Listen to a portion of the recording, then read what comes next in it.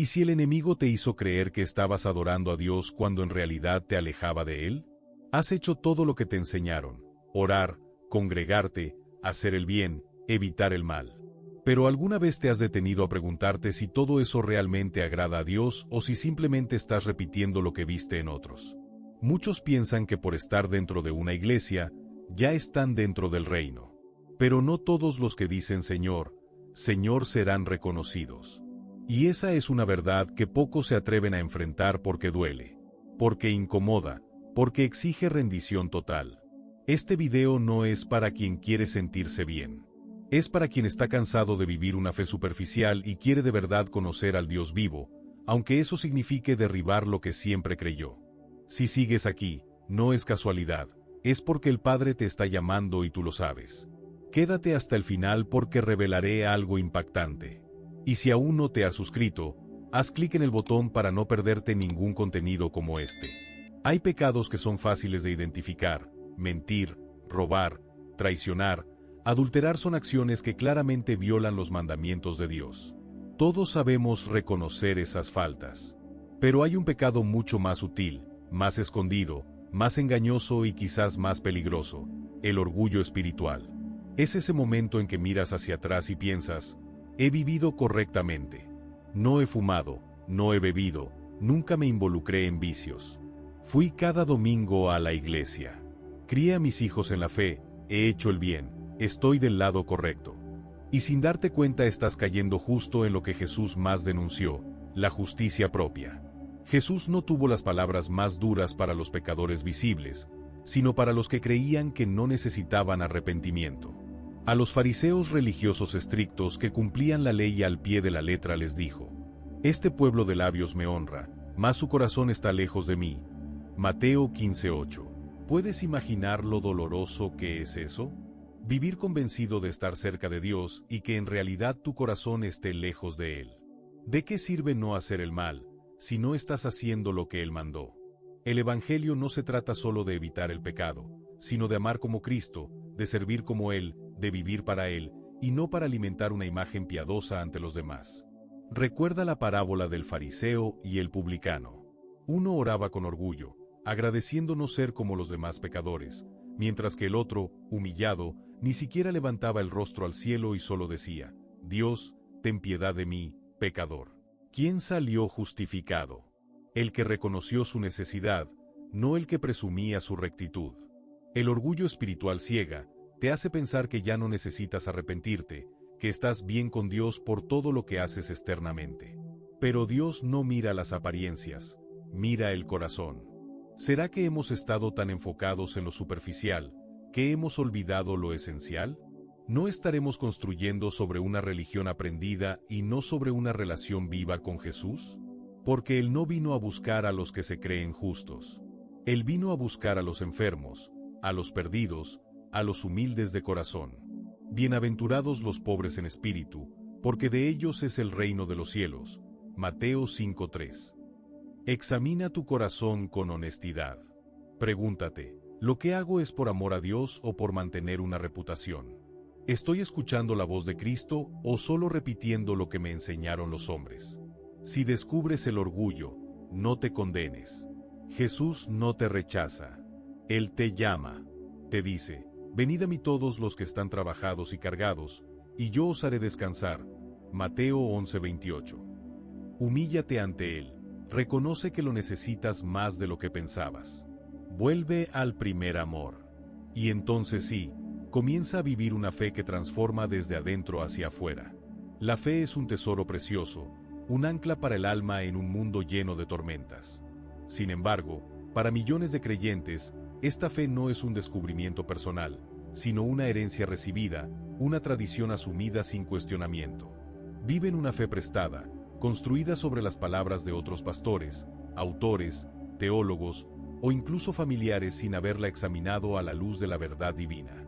Esta fe heredada, aunque cómoda, puede ser frágil, porque no está arraigada en un encuentro genuino con Dios ni en un estudio profundo de su palabra.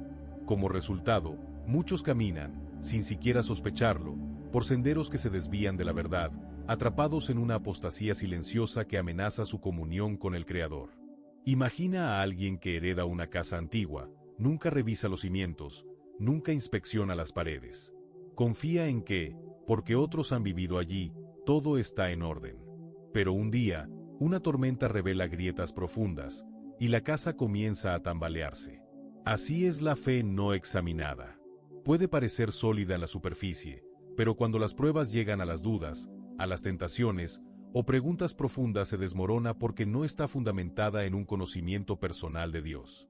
En Hechos 17:11, los bereanos nos dan un ejemplo poderoso, y estos eran más nobles que los de Tesalónica, porque recibieron la palabra con toda solicitud, examinando cada día las Escrituras para ver si estas cosas eran así. Ellos no se conformaron con aceptar las enseñanzas de Pablo al pie de la letra, buscaron en las Escrituras para confirmar la verdad.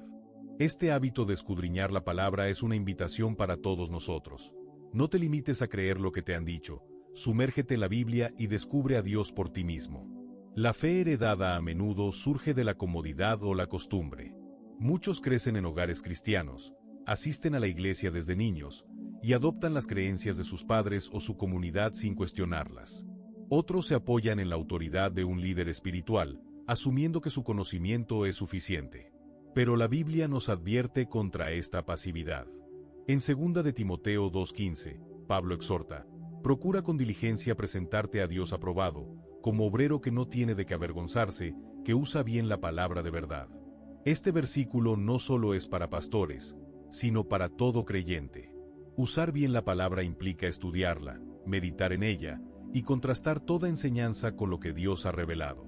Sin este esfuerzo, corremos el riesgo de ser como los oyentes descritos en Mateo 7:26-27, que construyen su casa sobre arena, solo para verla derrumbarse cuando llega la tormenta. La apostasía en este contexto no siempre es un abandono evidente de la fe. A veces, es más sutil, una mezcla de verdad con error, una doctrina que suena piadosa pero que no se alinea con la Escritura.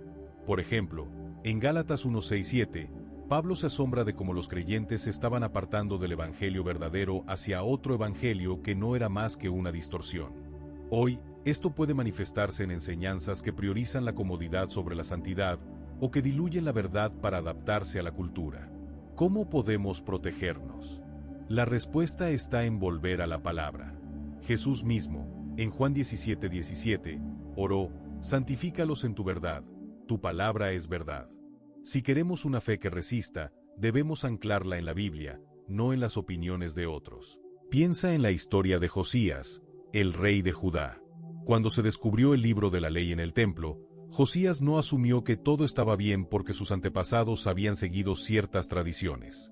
Al escuchar la palabra, se humilló, rasgó sus vestiduras, y buscó a Dios con todo su corazón.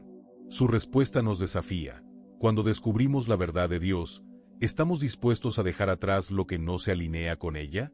Josías no solo examinó la Escritura, actuó según ella, reformando la nación. Este es el llamado para cada creyente. No solo es leer la Biblia, sino permitir que transforme nuestras creencias, nuestras decisiones y nuestra vida entera. Entonces, ¿por qué tanto se conforman con una fe prestada? Tal vez sea el miedo a cuestionar lo que siempre han creído, o la falta de tiempo en un mundo acelerado. Pero, ¿no vale la pena invertir en conocer al Dios que dio su vida por nosotros? ¿No es acaso la verdad de su palabra el fundamento más seguro para nuestra vida? La fe examinada no solo es más fuerte, sino también más viva. Es una fe que nace de un encuentro personal con Dios, de escuchar su voz a través de las Escrituras, y de caminar en obediencia a su verdad. No basta con sentarnos en una banca de iglesia o repetir lo que otros nos han enseñado. Es hora de tomar la Biblia en nuestras manos, orar por discernimiento y buscar a Dios con todo nuestro corazón.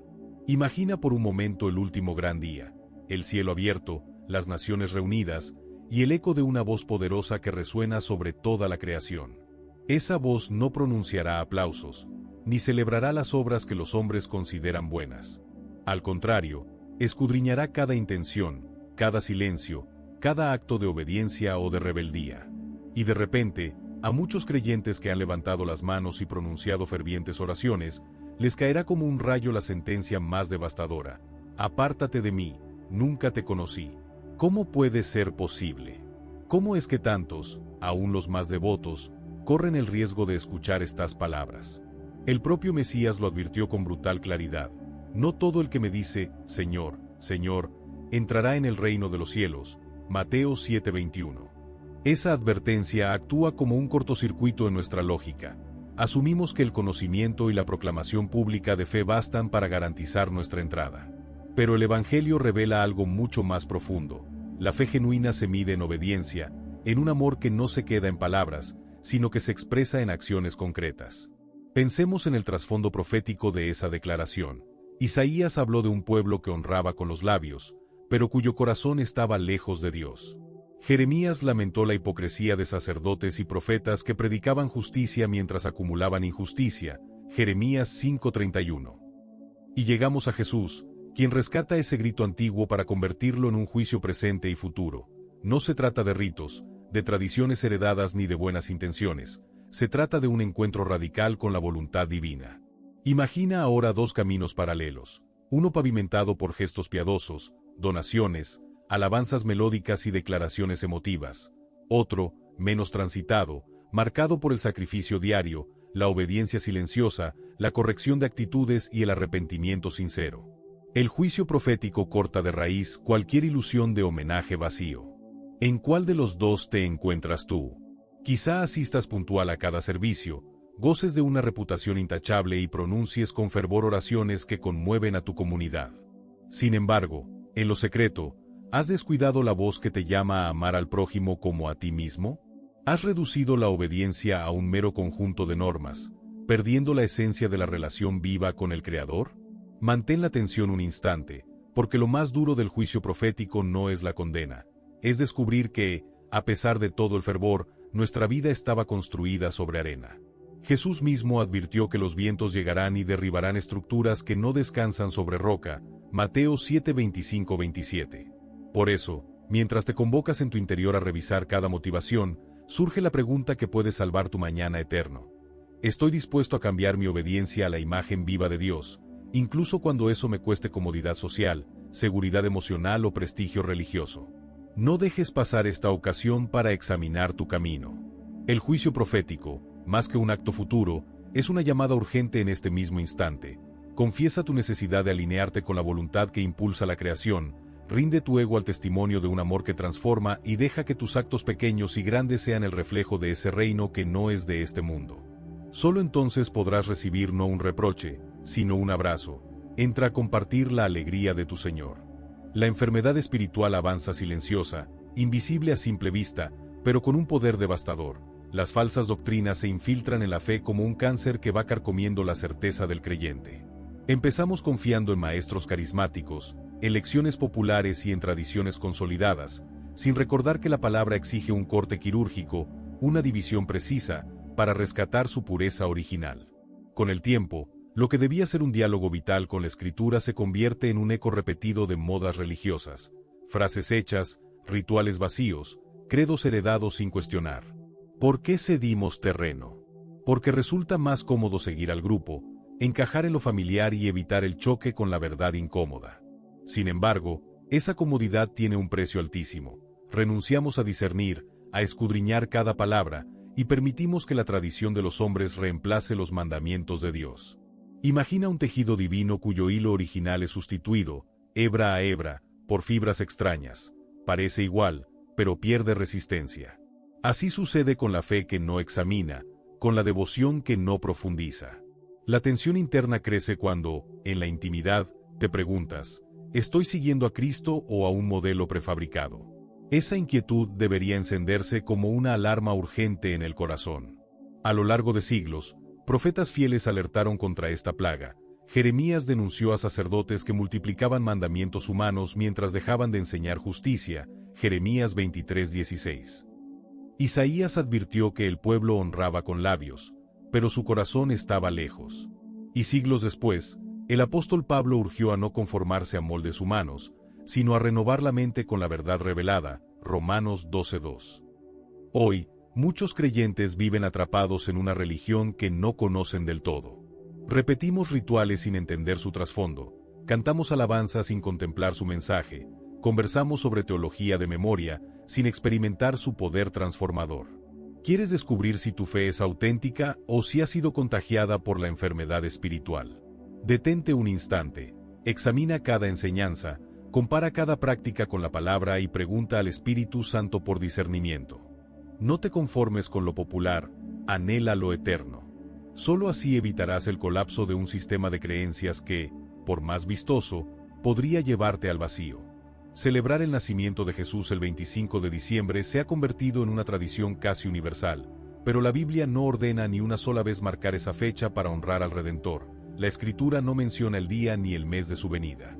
Al adornar nuestros hogares con acebos, luces y figuras de renos, rescatamos símbolos que proceden del solsticio invernal y de festividades paganas dedicadas al sol invicto en Roma. ¿Estamos verdaderamente glorificando al Mesías o hemos sustituido su palabra por un calendario humano? El profeta Isaías advirtió: «Este pueblo me honra con los labios, pero su corazón está lejos de mí». Esa frase clava un punto de inflexión. La adoración sin fundamento bíblico es pura apariencia. En el caso de la Pascua, la confusión se profundiza. Celebramos la resurrección siguiendo un calendario fijado en el Concilio de Nicea, año 325 después de Cristo, diseñado para coincidir con antiguas fiestas solares y lunares. Sin embargo, Moisés instruyó claramente: guardad la fiesta de los panes sin levadura, porque en este mes salisteis de Egipto, Éxodo 12:17. La Pascua verdadera debía celebrarse en el mes de Aviv, cuando el pueblo hebreo conmemoraba su liberación, no para rendir culto al dios del sol o la luna, sino para recordar el misterio del servicio redentor de Cristo. Al igual que Israel cayó en el error de fundir la adoración verdadera con cultos ajenos forjando un becerro de oro y llamándolo Yahweh. Primera de Reyes 12:28-29, hoy corremos el riesgo de honrar tradiciones humanas en vez de obedecer mandamientos divinos. Cada vez que encendemos una corona de Adviento, estamos proclamando la libertad del Mesías o la continuidad de un rito secular. La confusión espiritual abre la puerta a doctrinas de hombres que, según Pablo, tienen apariencia de sabiduría pero niegan el poder auténtico de Dios. Colosenses 2:8. Si no renovamos nuestra mente conforme a la verdad revelada, nuestras celebraciones quedarán bajo el velo de la costumbre y no de la palabra. Es momento de revisar nuestro calendario litúrgico, descartar lo que no tenga raíz bíblica y restablecer los símbolos originales. Solo así podremos volver a una adoración con sustento divino, libre de sombras paganas y verdaderamente centrada en aquel que venció la tumba y la oscuridad. Permanece atento. Al final descubrirás cómo recuperar la esencia pura de Navidad y Pascua, volviendo al mandato que trasciende siglos y modas humanas, y garantizando que cada celebración sea un encuentro vivo con el Señor. Cuando Moisés se retrasó en el monte, el pueblo perdió la paciencia y forjó un ídolo de oro, clamando: «Este es tu Dios, Yahweh, que nos sacó de Egipto». Aquella celebración improvisada nació de la prisa y del miedo, no de un mandato divino. En cuestión de horas, la muchedumbre pasó de la libertad prometida a la apostasía más descarada, y el precio fue brutal. 3.000 hombres cayeron bajo la espada de los levitas. Adorar con lo que Dios no pidió se convirtió en un acto de pecado mortal, una traición a la alianza forjada con sangre y milagros. Aquel episodio revela una verdad inquietante: el fervor humano, por legítimo que parezca, puede volverse contra nosotros si no se sustenta en la palabra. El corazón busca símbolos tangibles, festejos vistosos, pero cuando esos símbolos carecen de raíz bíblica, conducen a la confusión espiritual. Hoy, bajo la apariencia de devoción, erigimos árboles cargados de luces y colgantes, encendemos coronas de Adviento y marcamos fechas que vienen de Egipto, de Roma y hasta de Babilonia. Atribuimos el rojo de las esferas y el verde de las ramas al gozo navideño, pero aquellos colores no florecieron bajo la instrucción de Moisés ni en los evangelios. ¿Acaso Jesús nos ordenó celebrar su nacimiento el solsticio de invierno, el día en que los romanos adoraban al sol invicto? Los primeros cristianos guardaban la Pascua de acuerdo al calendario hebreo, recordando el paso del Mar Rojo y anticipando la liberación definitiva en la muerte y resurrección de Cristo. Fue recién en Nicea, 325 después de Cristo, que se fijó una fecha para evitar que coincidiera con el culto pagano de la luna y el sol. Así, la Pascua moderna quedó marcada por tradiciones humanas, no por la fiesta de los panes sin levadura que Dios instituyó, Éxodo 12:17. Cada vez que encendemos una vela o coreamos villancicos sin cuestionar su origen, repetimos el patrón de aquel pueblo impaciente ante la demora de su líder. Adoptamos prácticas ajenas y las revestimos de sacralidad, como el becerro de oro revestido de oro verdadero. Esa mezcla llamada sinagoga de Satanás en Apocalipsis 2:9 provoca que muchos se sientan confortables en una religión sin disciplina bíblica, atrapados en ritos cuyo poder no trasciende la forma. ¿Estás dispuesto a examinar tu calendario espiritual con lupa de profeta? ¿Quieres arriesgar tu fe en símbolos importados o prefieres restaurar la pureza de las ceremonias que Dios mandó? El llamamiento no es un reproche frío, sino una invitación urgente. Elimina los adornos que no provienen de la Escritura. Retoma la obediencia que Jesús enfatizó: si me amáis, guardad mis mandamientos, Juan 14:15, y redescubre la liberación original que solo brota de la doctrina que sana. La historia del becerro de oro terminó con un clamor de arrepentimiento y una renovación de la alianza. Tú puedes escribir un nuevo capítulo, renuncia a las tradiciones que han mutado tu adoración, reconecta con los mandatos divinos y convierte cada celebración en un verdadero acto de fe, libre de vestigios paganos y arraigado en la verdad que solo Dios autorizó. La etiqueta cristiano se ha convertido en un salvoconducto que muchos llevan como escudo, convencidos de que basta con pronunciarla para quedar a salvo.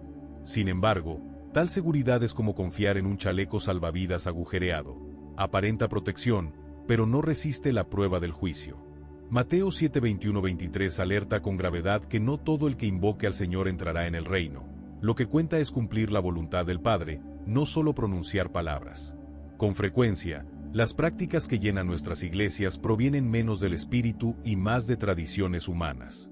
¿Cuántas veces hemos recitado fórmulas aprendidas sin detenernos a confrontarlas con la Escritura? Pablo advirtió a los colosenses contra las filosofías y huecas sutilezas, según las tradiciones de los hombres, Colosenses 2:8. Al sustituir el mandato divino por costumbres populares, construimos un cristianismo desprovisto de raíz y alimentamos una tranquilidad superficial. La rebeldía se ha racionalizado con argumentos atractivos. Esto es moderno. Así conectamos mejor con la gente, nadie se ofende. Pero la palabra es inmutable, y el enemigo aprovecha cada concesión para corromper la fe. Santiago 1:22 nos llama a ser hacedores, no meros oidores. De lo contrario, engañamos nuestro propio corazón y edificamos sobre arena. Mientras tanto, muchos duermen en un letargo espiritual que solo despierta cuando la realidad de la muerte y el juicio golpea a la puerta.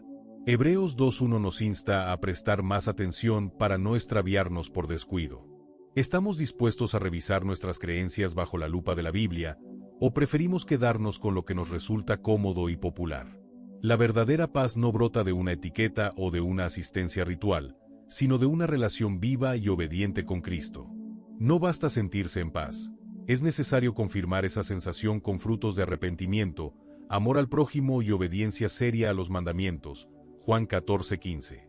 La alternativa es peligrosa, descansar en la falsa seguridad y despertar, demasiado tarde, ante el reclamo solemne: nunca los conocí. ¿Responderás al llamado de hoy para examinar tu fe y arraigarla en la verdad que salva?